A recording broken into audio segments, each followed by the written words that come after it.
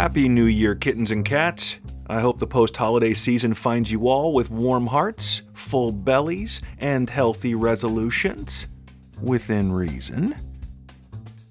So now, with every beginning, there must also come an end. And with this being the 19th episode, we're getting close to wrapping up the first season of the show. Now, I had originally planned to do a weekly podcast, but soon enough, life, as it so often does, got in the way. So that plan eventually changed to 2 episodes a month, which is pretty reasonable, even for a show with original 20 to 30 minute stories written, recorded, and edited by yours truly. Thank you very much. Please tip your waitress. But I still gotta chase the dollar bills, right? And I've been slacking on the authorly front too. You see, I came back to my hometown of Annapolis Royal, Nova Scotia last October to reconnect with my roots, visit the folks, and experience my first fall and winter in the valley in 40 years. That's right, if you've been following the show, you know that my family moved west all the way back in November of '77. Man, that dates me. Now, I've returned a few times since, but mostly in the warmer months and only for 2 to 3 weeks at a time. But this was different. I got to see the leaves change and feel that unmistakable chill roll in off the bay. I got to smell the sea spray and the wood smoke and that telltale scent of homes from the 1700s. As a storyteller, you simply cannot beat the sensory side of things. It lends an invaluable authenticity to your work, even more so when, soon enough, the memories come flooding back in. And that's how I felt when I spent a day speaking to school kids in Annapolis, talking about stories and memories and how our lives are made of both, and how others are enriched when we share them. Thankfully, the good word spread, and it looks like I'll be doing it again in Bridgetown later this month, right near my old elementary school. Hoping this old fart can still spark some young minds when the chips are down. Nova Scotia has been kind to me. The open doors and warm faces and the kind of small town nostalgia that can make even a card-carrying cynic believe in magic, at least a little. And I guess that's why I wrote The Cat's Maw, that first book of mine in the Shadowland saga, and why I'm back here plunking away on the second. Because when I was young, here in Nova Scotia, magic was real. In the mountains and the mist, in the wind through the willows and the swollen summer tides. It was everywhere.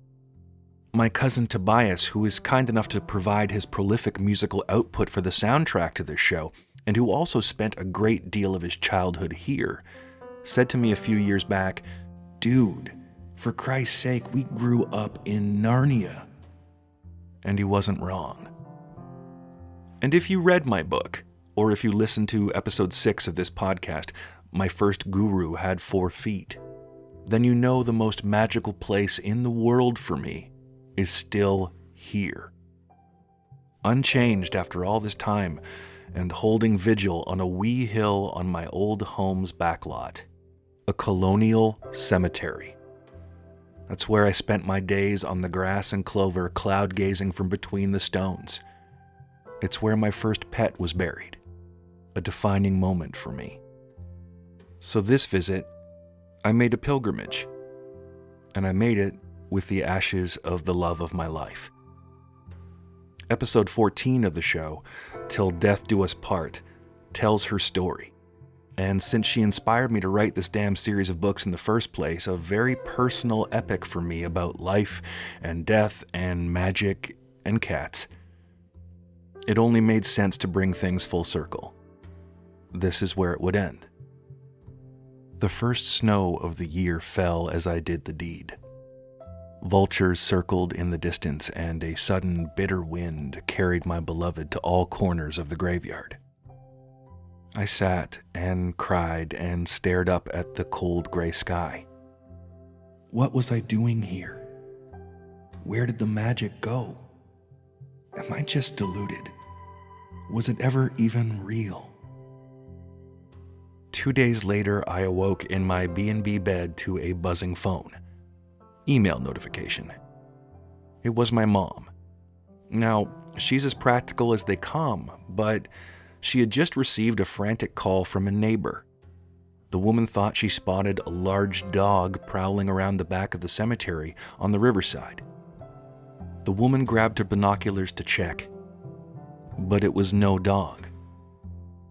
It was a cougar. Mountain lions have been declared extinct in the eastern provinces since 1996. Now, there have been lots of sightings since, but no hard evidence, even with government-funded studies. No fur, no paw prints, and no scat to speak of. But folks keep seeing them. The joke around these parts is that cougars are the blue-noser version of Bigfoot. They're just a legend, a myth. And I might have felt the same. Just sighed and rolled my eyes and brushed it off, except for something nobody knew. Not the neighbor, not my mom. Just my notebook. You see, the next part of my story, Volume 2 in the saga, the thing I'd been fumbling and jumbling and struggling with for months, it's about a cougar. And not the kind with Botox and miniskirts, children. The magic kind. And with that, I'll leave you now with a truly magical excerpt from the award-winning audio production of The Cat's Maw, Book 1 of the Shadowland Saga, now available on Spotify and other streaming services for your listening pleasure. This chapter features the incomparable David Kay narrating the story and performing the role of Tao, the impossible talking tiger who greets our young hero in a fevered dream. The same dream I had, as a matter of fact, nearly 20 years ago. But that, my friends, is another story. You've been listening to Buddha and the Slut, and I am proud to present to you Chapter 6 of The Cat's Maw, of Stones and Shadow.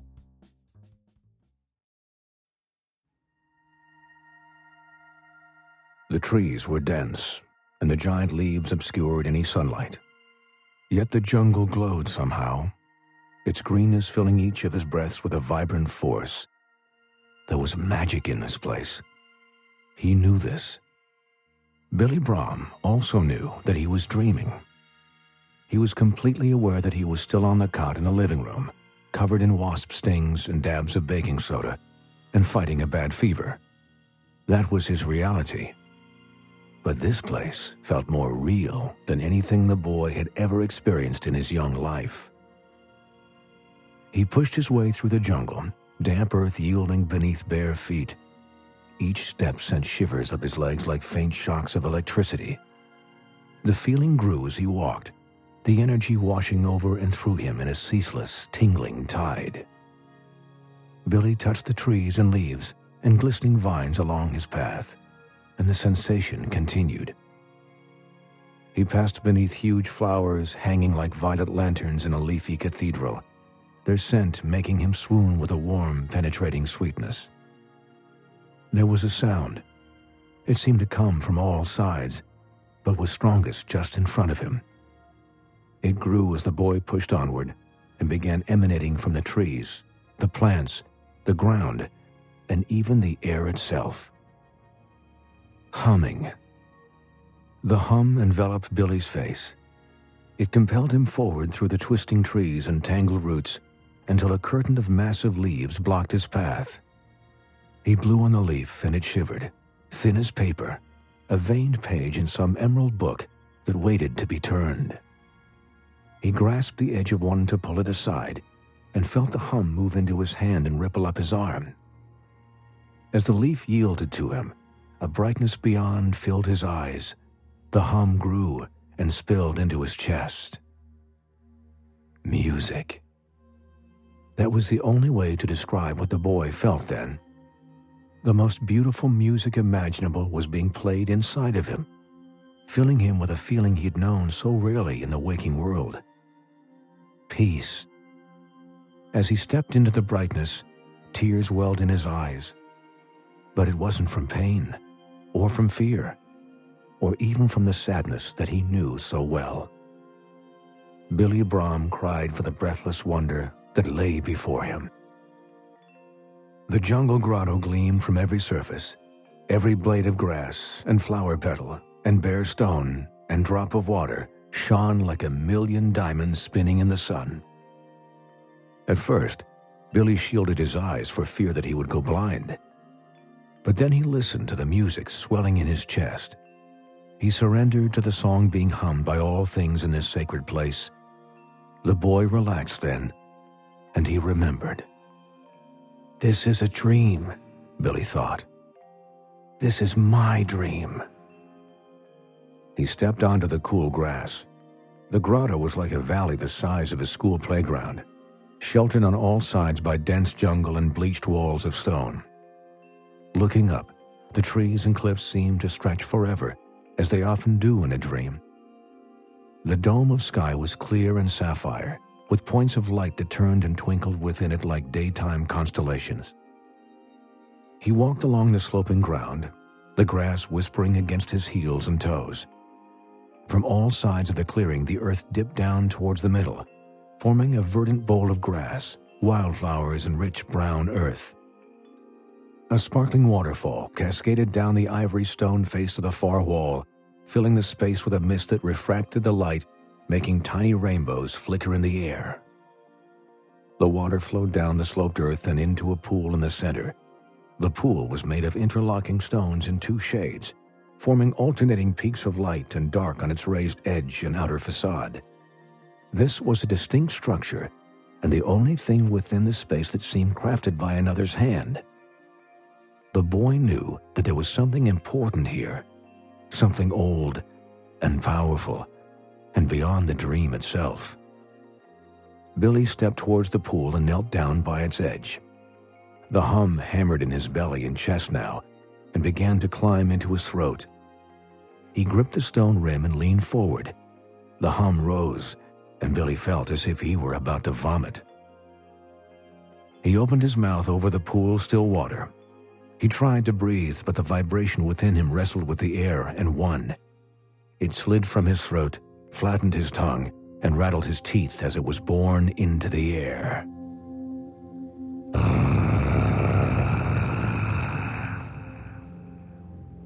The boy was helpless as it came, as it pushed its way through him and made the air itself shake. Every cell in his body trembled with the same awesome frequency. Billy felt as if a light was beneath his skin, growing so bright that it would burst him into 1,000 shining pieces. He could see the waves of sound moving through the air, making it warp and shimmer before striking the surface of the pool. The hum hit the water like a stone being dropped from a height, and made perfect circles ripple out from the middle, each one colliding with a splash against the pool's edge. The pool began to brighten, and soon all of the water in the grotto, in the stream, in the mists, and in the great waterfall, was aglow like iron in a fire. Billy's fingers dug into the stone as his chest began to heave. His mouth and eyes were strained wide, and tears gleamed on his cheeks. The hum grew deafening, the light blinding, and the boy feared that what began as a dream could very well be the end of him. The hum became a scream of angels. The waterfall, brilliant as a bolt of lightning in a summer storm, was cleaved in two. Its shimmering flow parted, and something emerged from the darkness behind it and into the light. The hum ceased. The grotto dimmed. Billy gasped, collapsing on the stony rim of the pool. His hands dangled in the water. The few lingering ripples rushed past his fingertips, cool and silent. The figure in the distance moved forward. As it stepped, smooth stones rose to meet its feet. They pushed the stream aside, giving the illusion that the thing was gliding towards him. Through the mists, Billy could see that it had the shape of a man, though larger, much larger. As it neared, the boy thought that once upon him, the thing could conceivably blot out the sky. Billy lifted himself from the pool's edge and sat perfectly still, watching it approach. His fear was fading, and with each breath he took, it was being replaced by something else entirely. Awe. The figure stood at the side of the pool, towering and motionless. It was clad in a robe of radiant scarlet, fringed in golden bands of thread. The threads appeared to move when he looked at them long enough, shifting and twisting and worming across the red fabric. Long, wide sleeves hung low at its sides, hiding its hands from view. A wide peaked hood did the same for its face, obscuring it in shadow. Billy watched this mysterious being cloaked in red. He watched as it stood before him in this fantastic place. He watched as the air around it hummed with power. He watched, transfixed by its strangeness and by its majesty. Billy watched it for so long, he almost forgot that he was dreaming. That was when he remembered to blink. And that is when it spoke to him. "Why are you here?" the being said. The words boomed and rolled together in a cavernous growl. The surface of the pool trembled, and the sound washed over Billy like warm ocean froth. "I'm dreaming," said the boy. "Are you?" it said, raising a robed arm and pointing at the pool.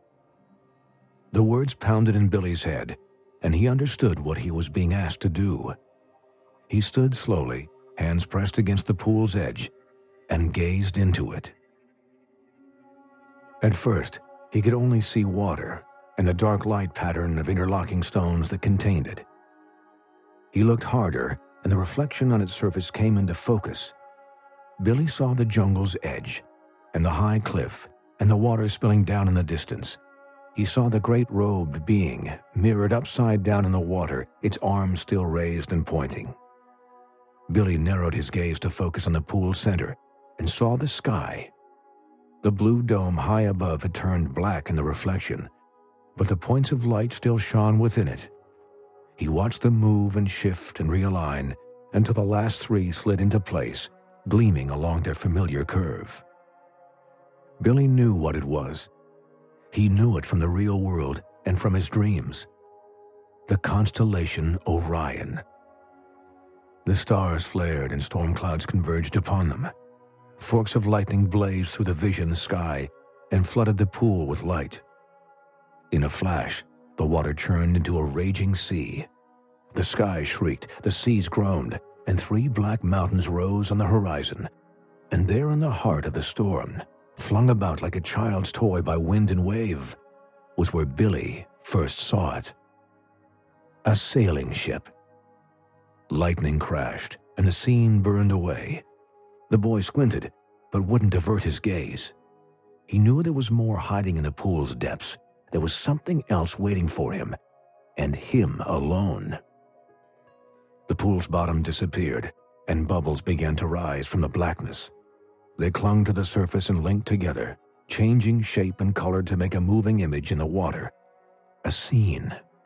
The vision formed, bright and clear in the pool. The boy's heart sank when he understood. Billy saw himself, lying on the cot in his home. There was light creeping through the blinds and casting long shadows across the living room. There was a small towel folded on his forehead and water dripping from his ears. There were gruesome bumps on his face and neck and arms. The boy had never seen himself like this, for no normal mirror could reveal what was being shown to him. He was being laid bare, and the secret shame that he carried was written on every curve and bone and pore of him. Billy Brom wasn't special. He was just a sad little boy that was too strange and too weak and too frightened to be loved. Or perhaps to even be alive. A single tear fell from his eyes, dripping from his chin and into the pool. A tiny wave skimmed across its surface, rippling the vision. Something changed then. A blur of white and black leapt into the scene from the shadows. It settled at the foot of the boy's bed. The cat. "He's back!" Billy was tearful, reaching out to touch it. "He came back." "You are sick." The robed being still loomed by the pool's edge. The words hung in the air, heavy and grave. "I'll get better," said Billy, hearing the doubt in his own voice. "Won't I?" "You have help," the thing said, "but not enough." Billy watched the cat sniff along the plaster and stop at the spot where his leg had broken. It shook its head in disgust, yawned, and then draped its paws over the cast and rested its body against it. The cat's eyes closed, and then, as if leaking through the walls of the dream, Billy could hear purring. "What's happening?" the boy said, scared and confused. "The blood knows. The blood and the stones." I don't understand," Billy said. The cat pulled away from the cast and crept up the edge of the bed. It stopped by the boy's hand and sat. It was the same hand that Billy had injured in the fort. It was bandaged, and a spot of blood had leaked through the gauze. "Blood." Billy watched the cat lift a paw and place it on the wound. "And stones," the being said, its words crossing the pool and ringing in the boy's ears. "Then you will see. Then you will know." Billy lifted his hand from the pool's edge, the same hand wounded in the waking world, and concentrated. He closed his eyes and felt himself lying in the bed. He felt the cloth on his brow and the heavy blankets on his body. He felt the throbbing heat of the wasp stings and the gentle touch of the cat's paw pressed against his palm. And then, with a twinge of pain, he felt the cut.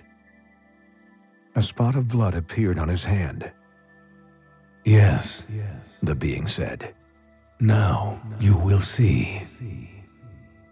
Billy smeared the blood on the pool's stone rim, staining it. The streaks of red shivered and bubbled on the rock, shrunk to crimson beads and disappeared. "Now you will know." The pool exploded in flame. Fire engulfed the boy, blazing on all sides. It burned, but had no heat. He stood there in shock, trying to fathom what he was seeing. It was all around him, inescapable. The vision from the pool was projected clear as life on walls of flame. The boy was still lying in bed. There were still blankets and wasp stings and dust drifting in rays of sunlight. But the plaster cast was gone. In its place was his bare leg. The limb was shriveled and blackened. It was plagued with sores that oozed and wept. And through the fire, he could smell it. It was the same terrible smell from his nightmare underground. Death. Billy wanted to drop to his knees. He wanted to wail and flee from the awful sight, but he didn't. He couldn't. For as he gazed into the flames, someone appeared at his bedside. "Who is that?" he thought. "My father? A neighbor? Another doctor?" A sudden breeze blew the curtains open. A swath of sunlight filled the room, and that's when Billy saw it. It wasn't a man sitting on his bed, clad in a dark cloak. It wasn't a person pressing a clawed hand against his. It wasn't a human closing its golden eyes, bowing its whiskered face and thrumming a soulful purr. That can't be real," Billy stammered. The walls of flame collapsed. Waves swept through the pool, and the scene reverted to its original form, sinking slowly into the water. The boy was still in a fevered sleep. His leg was still in a cast. And the cat, and nothing more than a cat, was curled in a ball at the foot of his bed. "You have seen it," the being said, lowering its robed arm. "This is just a dream," Billy said, overwhelmed. "I need to wake up now." "You are cursed." The being turned and took a step around the pool towards him. "You need help, as do we." "What are you?" Billy said, taking a step backwards.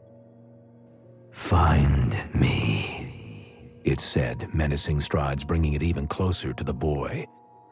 "What are you?" Billy said, retreating.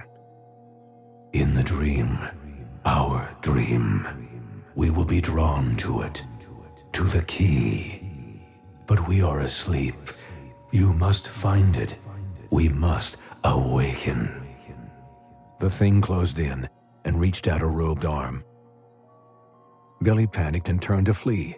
He'd only taken a step before colliding with a muscled wall. It was draped in a blood-red robe, and there was nowhere left to run. "Please," Billy quivered, "don't hurt me." "We will heal you, child. Lift the curse," it said, raising its arms. "But there is a price." "No," Billy cried.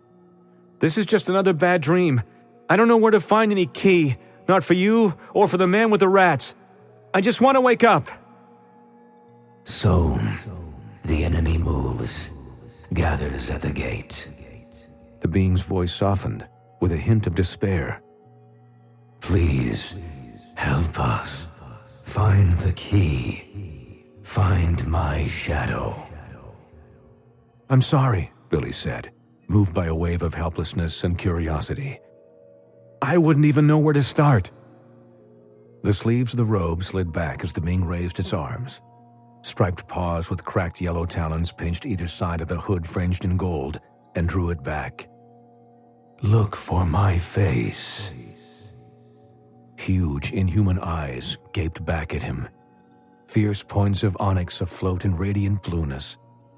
Beneath them was a cavernous and beastly mouth, lined with ivory blades that caged a tongue the breadth of the boy's head. Billy lifted his hand, suddenly possessed by the mad urge to reach into its jaws. He yearned to know the thing, to understand what stood before him like a man, yet wore the face of a tiger. Trembling, the boy touched a tooth, the longest on the bottom row. It shone, brilliant and blinding like the sun.